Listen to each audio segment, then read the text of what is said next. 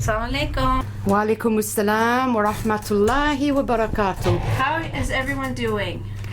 Well, I really hope we're all okay. We're going to talk about something really interesting. Well, everything we talk about is interesting, Angela. Exactly. Interesting to us and hopefully to our listeners. But this is something I really wanted to talk about for a while, didn't I? Yeah, you're always saying, let's talk about the gut.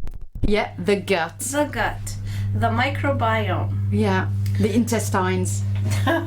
Our digestive system. Exactly. And we're going to hopefully convey to all of you who are listening today to the wellness show that why I'm so keen and so excited to talk about microbes. Let me just make a little introduction. Yeah. Okay, so what is the gut and why it's important is our topic for today.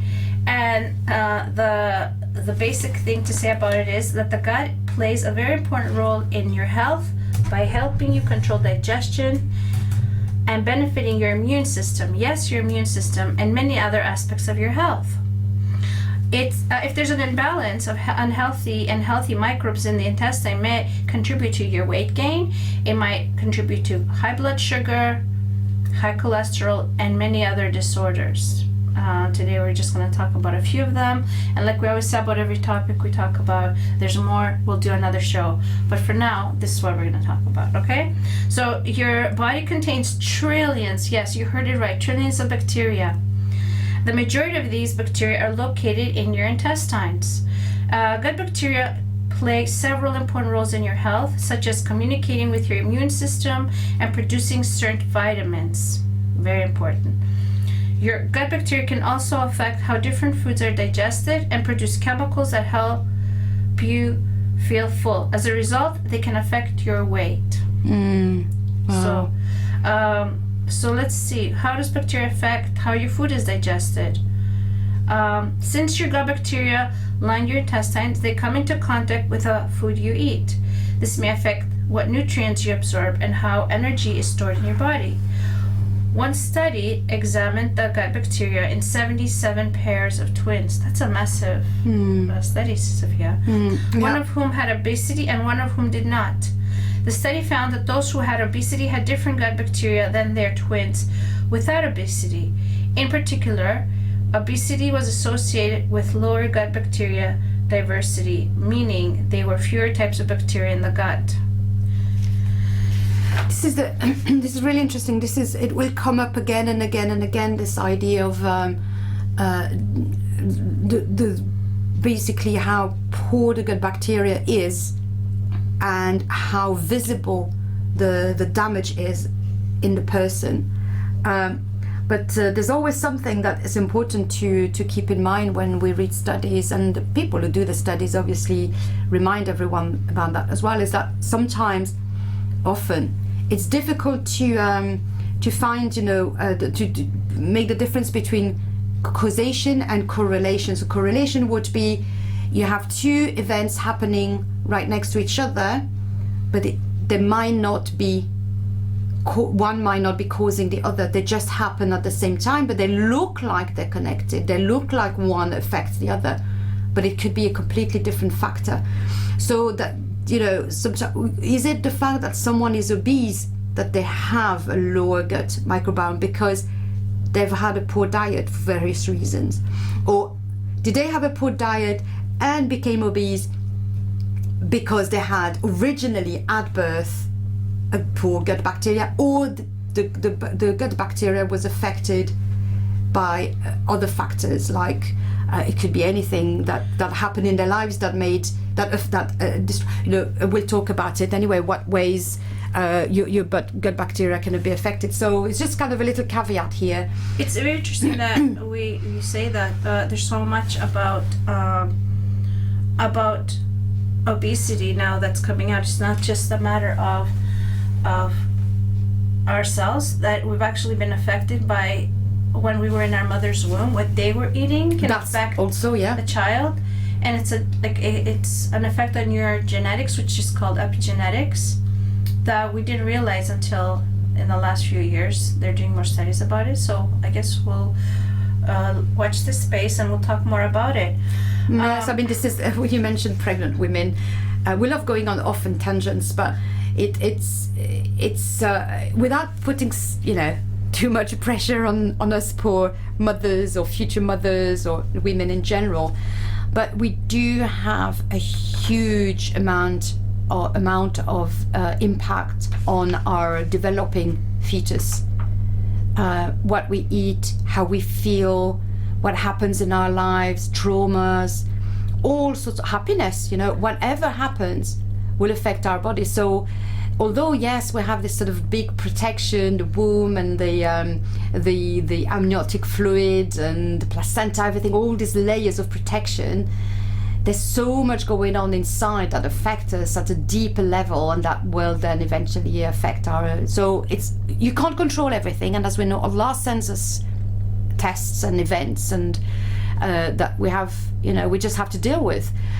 But if all the things that you can have control over, then it's quite important to know and to try and mitigate those impacts onto developing fetus.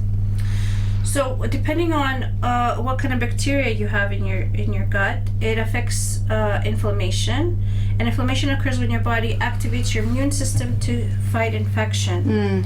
It can also be caused by unhealthy diet. For example, a diet containing too much seed oils, sugar. You like that one. This is something we found. Obviously, there are lots of studies and sort of scientific websites that cover this issue. So what we read you here is mainly coming from one of those it's actually Healthline. This Having one, I think, sugar affects your white blood cell count. It reduces your white blood cell count, and it makes you more easily. You can get sick easier when you have sugar. Yeah, white blood cells remind briefly. They fight infection in our blood. So basically, when we have, they're part of the blood, and they're the white blood cells that fight infections when they come into. So your the body. red blood cells transport oxygens and nutrients to the cell, and the white blood cells develop. They increase when there's little. Soldiers that fight infection, and if you have too much sugar, it reduces that. By the way, if you have coconut oil, it helps increase them. That's like a little side note, guys. That's Get your coconut oil. That's just just coconut. That's amazing. Coconut oil is so amazing, mashallah. Anyways, you can increase it and add it to your diet through cooking. So that's not really hard to do. Anyways, so the gut bacteria causes inflammation, and when that happens, it helps you gain weight and you develop insulin resistance. And there was another thing that was mentioned in that little paragraph as well, which you really excited about, the seed oil. Oh yeah, the seed oil. I mean, you said coconut oil is better, but that's a reminder, because we've covered that over several shows. We always mention that. I think this is your leitmotiv, really. There's like, if you've heard Angela, the first thing is remove your bad oil. I'll say that even before sugar, okay? Because seed oils, any fat you ingest. So explain again what seed oils are. So seed oils are all the oils that in liquid form you see in your grocery store. Okay, in your grocery store you see all these seed oils, and they are really packaged and sold as a health product. No, it's not. It's not. If you can do some research, everyone, and see how they're produced, you won't even put it in your car. So can you give an example again of what sort of seed oils? Seed oils are anything that's called vegetable oil. Anything that's like from a seed, then, like sunflower? Well, they call cottonseed, sunflower, anything that's in liquid form. Is canola? Canola, yes. It's been made in the lab, really. It's famous in Canada. They are really bad for your cells. In turn, affects your gut health. So let me just say that our cells are made from the other parts of the cell are made from fat. When we eat food, I'm reminding everyone, whatever we eat is used as fuel in your body to make your new body parts, because our cells keep renewing themselves every so often. body part, like your liver or your heart or your skin, they renew at different rates. But basically, every year you're a different person because your cells have been renewed in that sense, right? And depending on what kind of food you eat, basically protein and fats, and most of the time people are eating unhealthy fats. If you don't eat healthy fats, which are, believe it or not, solid at room temperature. And what is solid at room temperature naturally is ghee, butter, coconut oil, and there's a few other ones which are like olive oil and avocado oil, but of course you don't cook with them. But basically these oils you eat are used from your body to build new cells. And if you're not using healthy oils, then your cells are not, they're not fully, their integrity is not guaranteed. Okay, that's part of the reason why people get ill. Their cells are weak, the outer layer. So having healthy fats, and that means saturated fats, but I will say not margarines, because margarines are they are fats that have been made solid at room temperature by injecting hydrogen in there, and that's not healthy. They've only done that so they can give it a long shelf life so that we can buy it and it's cheaper, but it's not good for us. So when you go to the supermarket or your local any grocery store and you see, for example, ghee, make sure it says milk ghee, not from vegetable. Anything that says vegetable and is solid at room temperature is like margarine, and it's not good for our cells. And when I mean it's not good for the cells, I'm just being very kind. It's terrible for us, okay? So then we have healthy cells. You eat healthy fats, you get healthy cells, and the healthy cells, protect us from all kinds of diseases. They also, the gut is made up of different types of cells, specialized cells for the gut. And if you don't eat healthy fats, you'll know about it eventually. It catches up to you. I know when you're young, you can eat a whole host of things and feel like you're getting away with things, but you're not. So I guess I went on a tangent again as a side note. It's absolutely important. It's essential to have reminded this, because it does link in with the gut. So healthy gut, healthy cells, healthy gut, make a healthy gut. And then, of course, what you eat, again, it's like the chicken or the egg came first, right? For example, if you are constantly having antibiotics, and why are you having your antibiotics? Because you're constantly sick. You have to address that. You have to address your why you're always sick. Your white blood cells amines are low, so your body is not able to fight. So you have to address it. It's not a quick fix. You have to change the oils you use in your food. And then on top of it, if you are taking antibiotics, at the same time, help yourself by also having a yogurt, but not the sugared yogurt you see at the shops. You have to get the yogurt that's real yogurt, preferably full-fat yogurt. And if you want it to be a little bit more flavorful, you make it yourself. You get frozen berries, add a bit of vanilla for flavor. There's all kinds of things to sweeten without using sugar. But you must have yogurt when you're having antibiotics, because antibiotics kill all the bad bacteria because you're sick, but it also kills all the good bacteria. And then there's a vacuum and it gets filled with bad bacteria. You really need to take care of your health. And after that, you have to introduce more good bacteria into your gut by what you eat, by eating fermented foods, by eating different types of vegetables, different types of fibers, so from different colors. Like eat your colors. Have you heard of that? Sophia, you've talked about this in the past, about eating the different colors of vegetables. Definitely. So it's so important because it affects our mood. When our gut is not healthy, not only does it affect, your GI tract by going to the bathroom, but also it affects your mood. It affects your blood sugar. All kinds of things are affected. It's not something you can ignore. Yeah, true. So you had mentioned as well that they help produce some chemicals that help you feel full hungry. like for society. So can you just help that? Oh, there's two chemicals. They're hormones actually. Like insulin, we have leptin and ghrelin. One, leptin is the one that tells you you're hungry. One tells you stop eating, and depending on what you're eating, your body can put the brakes on. The proper hormones will be released. But for example, if you have sugar, your body does not think of it as a car. There's no brakes. Your mind cannot not put brakes on how much sugar you can have. That's why when you eat sugar, anything sweet or pasta or anything that your body recognizes as glucose, which all the carbs, especially the refined starchy ones, type of food, right? They break down. Your body sees them as glucose, just like when meat breaks down, it sees it as an amino acid. Just when a fat breaks down, it's seen as a fatty acid. So your body recognizes the basic molecules.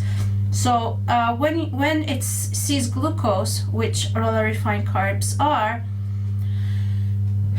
remind me again, I went off on That's typical of us. Typical. So we're talking about leptin, ghrelin. Leptin. Okay, so your brain can put the brakes on when you're eating protein, and when you're eating fat, it cannot have more than. But if you're eating anything that breaks down into glucose, sugar, carbs, it does something to the system. Your system cannot see when you're full. That's why you tend to overeat those things.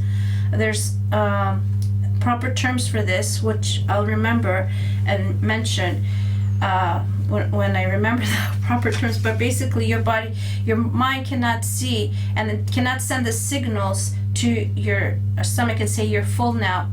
So leptin and ghrelin depend on their release on when you're hungry and when you're not hungry, when you're full, based on what you're eating.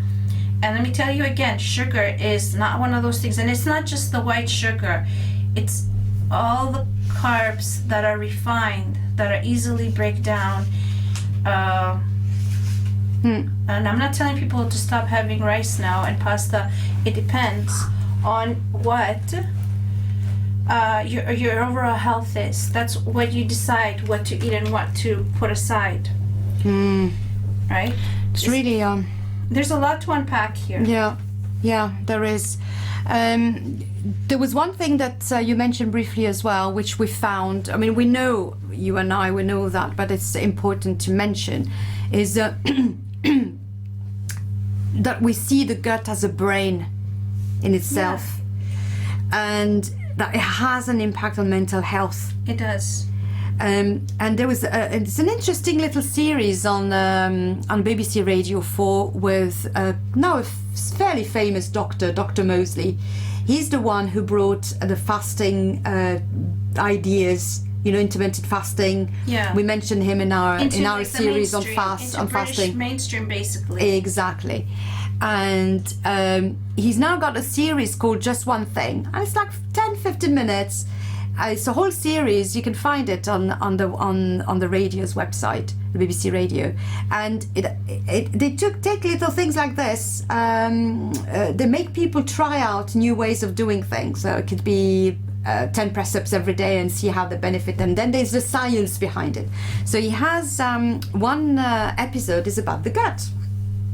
Obviously, because if you look at everything that impacts your health in a major way, you have to have a look at the gut. And he interviews well, first of all, what he says himself, since he's been having kombucha, we'll tell you later on how you can improve your gut, but like fermented foods and, he noticed that he actually sleeps a lot better. Okay, that's the thing he's noticed. But he interviews a researcher in Cork in Ireland who had a study done where they gave, for over a month, they had the people who originally did not really have a very good diet high in fermented foods, okay? What is fermented food, Sophia? Well, it's like So I mentioned kombucha, there's kefir, sauerkraut. Is anything that has fermented a bit to produce Pickles, anything pickled. Pickles is not really, because pickles generally it's pasteurized. Well, when And we also- say pickles from the shop, no. Yeah, from the shop. You can yeah. make your own pickles like So sauerkraut. basically, exactly. So sauerkraut is fermented. It's you put basically you cabbage in water with salt, and you let it go, inverted commas, off. So it starts breaking down all this good bacteria, releasing things into the juice, and it becomes very soft, and it's got a little bit of it doesn't have, okay, let's make it clear, there is 0 alcohol in fermented foods. Okay, because why? Because we're not putting in sugar to produce that alcohol. So it cannot happen. It's just that's anyone who knows basic chemistry will know that. So that's put to the side now. We've sorted that potential issue. But basically, they gave these people for 4 weeks fermented foods every day. So they had to take like 3 times a day. They had to have like a good big spoonfuls of sauerkraut. They had to have kimchi from Korea, that's also fermented, and things like that. Okay. And the result was that they had such better mood. You know, in the day they could feel they were happier.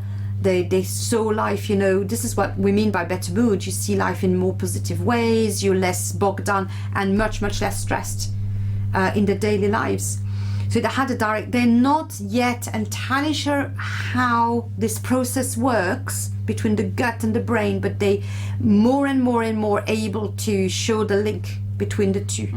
And obviously in the studies they will not have told them, oh, we're making you eat that food so we can see how good you feel afterwards. You know, they would have told them something completely different, you know, say it has an impact on your sleep or something, you know, or impact on, I don't know, your stomach pain or discomfort. So that's one of the things that she mentioned, actually, talking about stomach discomfort. She said it can cause a little bit of wind when you're not used to having fermented food, because obviously there's like a bit of gas produced inside the food and in the liquids. So it's good to, you know, go gradually, not like go all out cold turkey. You know, people, if you've heard me enough say I love cold turkey, but it's not a really good idea all the time. No, it's not always okay. It's not bad. It's not going to damage you. It's just uncomfortable. For a few days you might be windier than usual, and then your stomach settles, get used to it. There's another study he mentioned as well, which was done on mice, and they've noticed that they were much less addicted to nicotine when they were given fermented foods to eat. So it seems to have again an effect on certain parts of the brain that's linked with immediate reward, which is what all these drugs are doing. And that the people as well, when they transferred that test onto humans, they noticed that people had generally less social anxiety. So it seemed to have then impacted on the part of the brain that's related to intercommunications with other humans. So it's really fascinating. So we'll have everything. I'm always going to say food is medicine. Food affects us. I know there's a big disconnect out there about, oh, food has nothing to do with why you are ill. Yes, it has, especially these lifestyle diseases that they call, that come from how we live. And how do we live? Mainly it's the food and lack of activity. Yeah, and we can't have a really good show about nutrition and medicine, everything, without mentioning the Greeks, can we, Angela?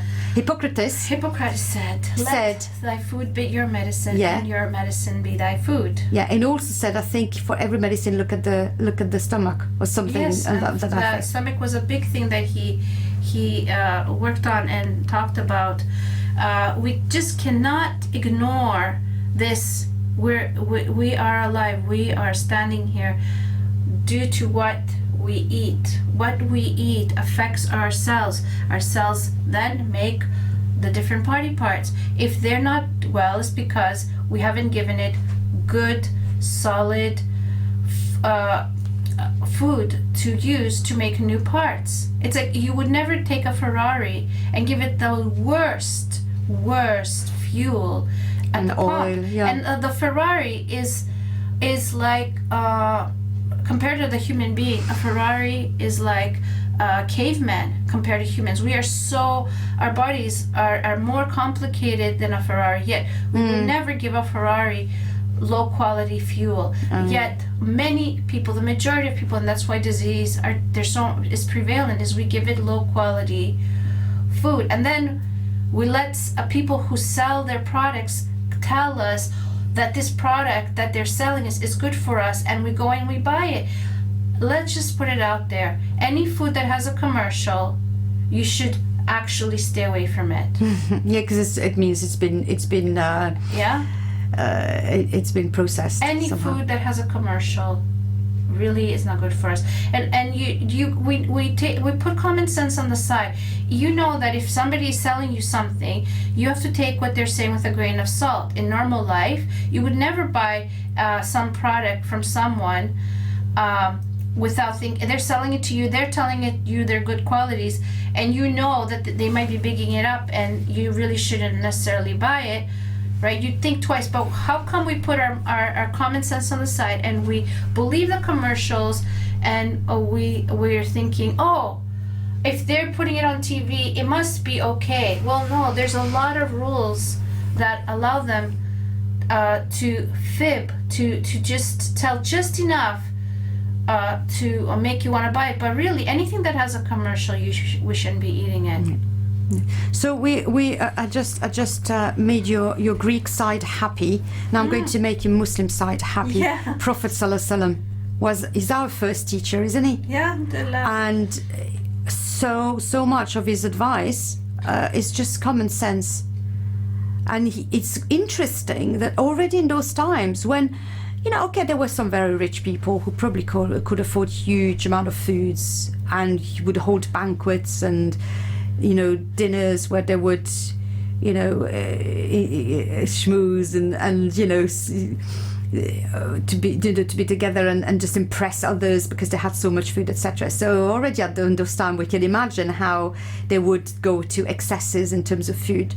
And yes, he had to remind people in those times that there was no processed food and generally no really bad food, but like anything, bad food becomes when it's in too great quantities for the body to process properly. Yeah. So now we're going to talk about a few ways to strengthen your microbiome.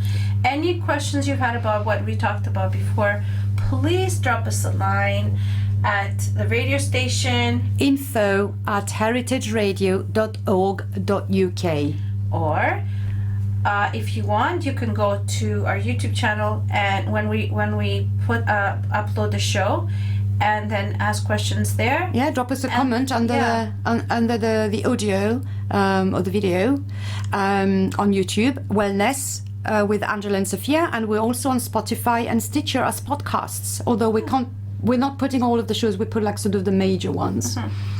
Okay, so Sophia, I'm gonna I already knew this one tip, and I'm gonna just make sure our viewers know, is to make sure you eat your vegetables. So I'm gonna add different colors, but mainly greens. They're very, very, very important to our gut. The chlorophyll in there that makes them green. Yeah, that makes them green is very good. Any leafy vegetable, okay? Any leafy vegetable. So some examples. For example, leeks, onions, asparagus. They're in season right now in the UK, so lovely. get them, I love guys. Broccoli, spinach, artichokes. If you know anything about them, I personally have never had artichokes. So artichokes, I'm going to give you a really, really nice recipe that we do in France. So big artichokes, you boil them in a lot of water. Put a bit of salt. You don't take off any of the leaves? Just the whole thing? No, the whole thing in water. And then you take them out. Obviously, be careful, it's very hot. Take them out and then put them on a plate. And we used to love this as kids. And I have a friend, Egyptian friend, she still has it now because I showed it to her. Then you plug one leaf at a time, and the end bit of the leaf that was connected to the root is very soft. You dip it in a dressing that you've made yourself with olive oil, cider vinegar, salt, pepper, and mustard. That's a French dressing. And generally olive oil is two parts, and then vinegar is 1 part and a bit, depending on how you like it, how tart you like it. And you boil an egg, and you've chopped that egg into that dressing. So you've got your protein. You dip that bit, and you just basically with your teeth you scrape that soft bit. So it's a slow, delicate way of eating artichokes, and at the end you find the artichokes with the sort of hairy middle bit that protects the heart. So you remove that, put that aside, and then you've got the heart inside. You chop it and eat with the rest of the dressing. And the dressing's a little bit warm because the egg is a bit warm. Oh, it's absolutely I miss it actually. Not that many people in my family like it for some reason, but maybe actually I've not done it in maybe 10 years. So maybe I should I don't not even know remember. when are they in season. I think artichokes, to be honest, you find them pretty much any time now. Nowadays you can find pretty much anything anytime. But I think it would probably be like summery. Yeah. So they're great. I love having them. And you've got the cider vinegar with it. Apple cider vinegar, which is very healthy for you. It's not something I will try. Yeah, you will love it. But everything, you guys, you can make sure you have all your greens, your leafy greens. Cook them any way you can and eat them. Very good for your gut. Another one, again, we've talked about it again, is cut out sugar and avoid processed foods. Almost everything out there, if you look at the packaging, you'll see sugar and some type of processed fat, margarines in all the cookies and all those things. I'm going to be a party pooper, and I'm going to tell you, try to make these things for yourselves. They're easy to make, they're not hard, and they're better for you. If you're going to have cookies, at least make them, and store them and give them to yourself or your kids. Anyways, sugar, we're already sweet enough. We don't really need extra. Fast digesting sugars, otherwise known as monosaccharides or glucose, because monosaccharide means one saccharide, which is one molecule of sugar. Okay. They're digested quickly, and it makes your microbes digest them very easily. And it also then involves insulin, and then you're still hungry. You feel like you're not getting enough, and more sugar, so you have more, and it causes inflammation in your gut basically. So, and it keeps you hungry. Yeah, that's and very it's true. like empty calories. Empty calories. That means your body is eating, but it's not getting all the nutrients. So that's why you still have the hunger. Yeah. That's saying keep eating, and then it turns into obesity. But the thing about being obese, that's been said, is that it shows that how lack of nutritious food you've been eating, and so your body takes it, stores it as fat. Yeah. And then you still have to eat because you didn't eat enough nutrition that your body needs. We had a full show on sugar as well. We might remind you. You can find it on YouTube if you want to find out more. We talked about hypoglycemia as well, the way you feel when you've had too much sugar and you feel really even more tired. Anyway, so what are the foods? Some foods that you could eat in moderation to help with our gut, huh? Let's remember. Your gut. Let's just remember we're talking about gut now. So everything else being equal, honey is good. Dark chocolate to replace sugar. I like that. There's a word chocolate in there. Yeah, dark chocolate. It's very 70%. very. It's a bit bitter. Do you know what makes it really nice when you find a dark chocolate is a little bit bitter? To have it with almond, you just eat your piece of chocolate and you pop an almond or a walnut. I opened a date, one little date. You put that inside. Put in the date. Put in like a piece of walnut or almond, and then put the dark chocolate too. And I did like a little sandwich. I mean, this is a standard. And it took off that bitterness of the chocolate. Yeah. It was really good. Yeah, and we do that. We used to do that at Christmas time, standard preparations. But because we're using dates, I'm sure the French sort of got that from The Arabs probably. yeah, definitely from the North Africans for Eid, because you find that in North Africa all over the place and elsewhere as well. In Saudi, you have these boxes of dates with different things. Yeah. Tahini, it's got like the sesame seeds around, so it's all ways of kind of compensating the sweetness of the date With a healthy with something fat. Yeah. So again, dark chocolate, coconut flour, apples. Apples also have very good fiber that is good for your gut. Berries, bananas. If you don't have any insulin issues, you could have bananas. If you don't have diabetes, And also maybe if you mango. have like not so sweet, not so ripe bananas, do you know if that makes a difference? Have you ever don't read anything know particularly? about it. Anything your body breaks down into glucose anyway, so it doesn't matter. You can't trick your body. Obviously, the sweeter it is, the faster it digests, right? And mango, sweet potatoes, those are just some ideas that you could have that are good for your gut. And you know what? You could add it to yogurt, because yogurt, real yogurt now we're talking about, it's so good for your gut, right? So that you add the good fiber from the fruit or the what we talked about, and you put it in your yogurt, and you've got yourself a very gut happy food. Like, it makes you okay. So anything probiotics is, let me just be a little bit faster before our break. What do we have? Probiotics is kefir, is food, sauerkraut, home pickled pickles. You can pickle different veg. By the way, there's kimchi, which is Japanese. Oh no, Korean. Kombucha. But be careful, obviously, again, we go back to whether it's homemade or whether it's shop bought. Anything from be the careful. shop, it's pasteurized, you guys, and it kills all the good and the bad bacteria. But also be careful, some kimchi may have alcohol in it, and some kimchi may have sugar in it. So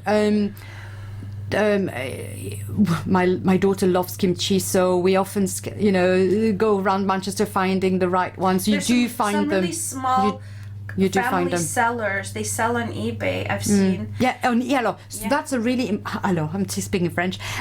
That's Not a really eBay, Etsy. yeah. Sorry. There's some really interesting things here to mention. Is that what I found is that when I wanted something quite specific, organic or home, not necessarily homemade, but like better quality, we found the some good quality sugar-free coffee syrups and things like that to compensate, or erythritol, xylitol. Those are sugar replacement that are healthy because they come from healthy air, because they come from trees.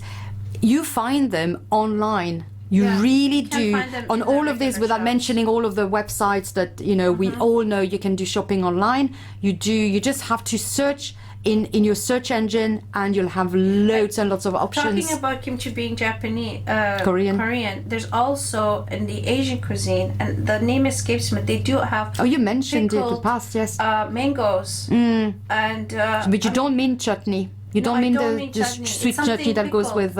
It's something pickled, and they use, I think, mustard oil. But if they don't use vegetable seed oils, then I'll be okay with it. I mean, Yeah, you also have that, and it goes very well with Asian, South Asian food. You have also a lemon pickle and things like that. Oh, that's more like North African. Yeah. And the Turks also have some really nice pickled food. They call it turşu. All right. Okay. And they pickle almost everything. That's fantastic. So every cuisine, on top of kefir, we also have kefir made from milk. Another one that we need to, another tip is to stock up on dietary sources of prebiotics. Prebiotics are food for your microbiome that's important to feed your little gut with energy to help you digest. Again, you have to be careful of the source. A lot of the stuff at the grocery store are not as amazing. So foods that would count as prebiotics would be apples and leeks again, and onions and garlic, anything from cocoa, again, nuts, seeds, regular seeds, all the root vegetables, beans, lentils, all those, the fiber from those foods help your gut, and then they break it down, and then from there regular good bacteria comes. Okay. And again, we're going to, again, reminding everybody fermented foods. So we keep talking about fermented foods because, frankly, they're very, really good for you. In Turkey, they have a drink made from yogurt called ayran. They serve it with almost every meal, especially meat-based. Yeah, you find it all around the Muslim world, to be honest. You find it's either... Okay, in Indian what's wrong food with they my have voice? lassi, right? Ayran, lassi, laban. Yeah, that's basically the same, roughly the same thing. It gets either Kefir more is liquid, more... fermented, and then the yogurt. They're different. They do different things. They're all good for your gut. Obviously, we don't really have good the milk quality here because it comes from cows that are from factory farms. It affects their quality of milk. Okay, because of the pasteurization, the antibiotics that they get fed, and obviously even in milk there's different categories of what's better and what's better. We'll talk about milk. So another time. do you know? Those are the tips. Do you have any other? I think tips? I found the name of the Asian mango pickle. Amka achar. Achar. Well, I know achar. the word achar. Yes. Achar probably means pickle. Yeah. I guess because And it's got I mean, you need to rishte- get into it. It's just it is spicy. I guess kimchi is spicy. Maybe achar means mango. No.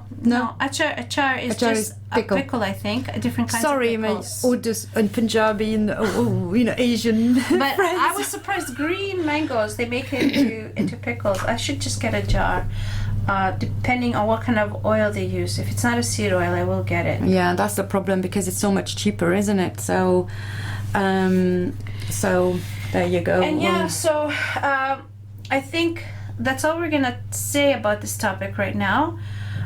We just basically on the same conclusion that what you eat affects your cells, and in turn it affects your gut. Your gut affects your health. Yeah. All right, like how you're feeling day to day. So it also affects your mental health, which will very nicely take us into our next topic after our break, which will be ADHD.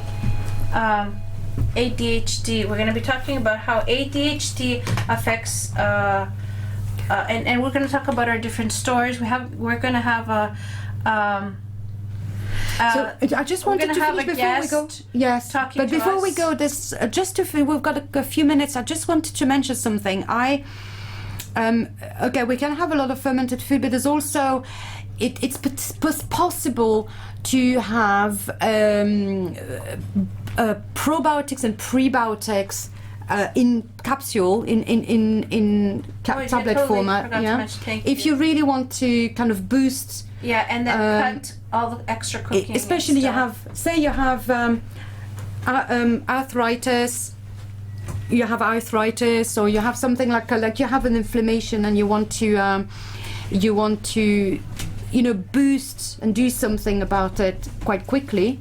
And prebiotics, basically the food that feeds the microbes. Yeah. And the probiotics is basically the microbes themselves. Mm-hmm. That's just the slight difference, sort of explanation I wanted to give, which really concludes well our show. I'm just, as you know, I just love the gut. I think we should love our gut a lot more. We should. It affects everything. I mean, again, okay, all of these recommendations. Again, we have our little disclaimer. Whatever we say in this show, please, it's only information. You just go and research. And before you make any drastic changes, consult your healthcare professional. But obviously with the gut now, it's just basically tweaking some things about your foods to just make them a little bit more wholesome for yourself. You can't really go wrong. We just said be mindful, some of them might make you a little bit more windy. Well, Just go gently. Artichokes have a reputation, I won't say, but Oh, did I ever tell you? Oh my God, please be careful with Jerusalem artichokes. They're not artichokes, but these ones actually just can be lethal. I was in cramps for a whole night. I had palpitations. I had, you know, sweats, and What, it was because horrible. your gut can handle Pain, it? cramps. It was horrible. Do you know why? Because that was a prime example of me going completely all over. Oh, it was amazing for my mouth. It was so tasty, Amazing for your so mouth, tasty. but And I not- had far too many, and I never had them in my life before. So that's really not what you should be doing. So these foods, you won't have this cramping that I'm talking about. Jerusalem artichokes are actually known for this, but say chickpeas and lentils and things like that, just go gently, gradually, Well, add more. in the Arab world, or the dishes that I know, they use cumin on beans to stop this. Cumin. Yeah, they put cumin. There you go. You've To got your remove the solution. gas issues. I love cumin. Yeah. I use cumin a lot in my cooking, but anyway. And that's why they have it in these dishes. Yeah. So we really hope you found this this show useful. Assalamu alaikum wa rahmatullahi wa barakatuh. See you guys We on the will next show.